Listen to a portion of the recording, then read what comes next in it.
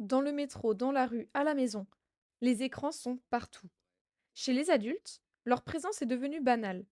Mais qu'en est-il des enfants qui grandissent avec ces outils dès le plus jeune âge?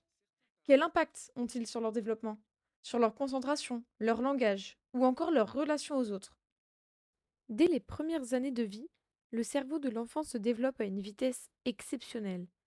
C'est à ce moment-là que se construisent le langage, l'attention et les premières interactions sociales. Mais face aux écrans, ces apprentissages peuvent être perturbés. Pour se développer, l'enfant a besoin d'explorer le monde avec ses mains, toucher, manipuler, expérimenter. Ces expériences concrètes sont essentielles pour comprendre son environnement. Pourtant, l'exposition aux écrans commence de plus en plus tôt. En moyenne, les enfants de 0 à 1 an y sont déjà exposés une trentaine de minutes par jour. Entre 3 et 6 ans, ce temps grimpe à près d'1h40 quotidienne. Un usage jugé inutile, voire néfaste, avant même l'acquisition du langage. Car celui-ci se construit dans l'échange. Si ces moments sont remplacés ou perturbés par les écrans, leur qualité diminue. Les spécialistes observent alors des retards de langage et des difficultés de communication. Les effets ne s'arrêtent pas là. Troubles du sommeil, difficultés de concentration, ou encore gestion des émotions plus fragiles.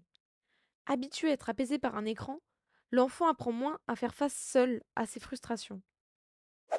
Certaines études évoquent également un impact sur le développement du cerveau. Une exposition excessive pourrait affecter des zones comme le cortex préfrontal, impliqué dans l'attention et le contrôle des émotions.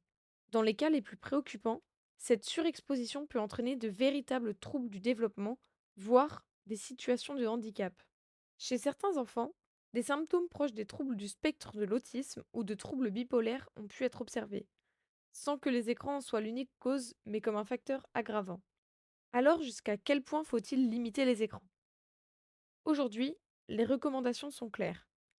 Aucun écran avant 3 ans, puis un usage strictement limité et encadré jusqu'à 6 ans. Pourtant, dans la réalité, il reste omniprésent dans le quotidien des familles.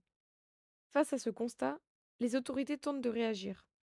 En juin 2025, la ministre Catherine Vautrin a signé un arrêté interdisant l'exposition des enfants de moins de 3 ans aux écrans dans les structures d'accueil. Mais pour les spécialistes, la clé reste l'accompagnement.